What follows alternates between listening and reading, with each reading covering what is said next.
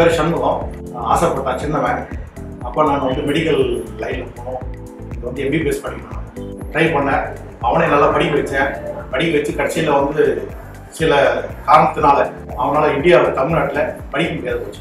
சரின்னு சொல்லிட்டு நம்ம சென்னையில் நிஷான் கன்சல்டிங் சர்வீஸ் சொல்லிட்டு நம்ம கேள்விப்பட்டேன்.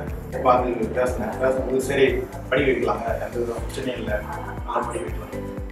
அவருடைய ஒத்துழைப்போட இப்போ வந்து என் பையன் வெளிநாடு போகிறதுக்கு ரெடியாக இருக்கான். போகலாம்.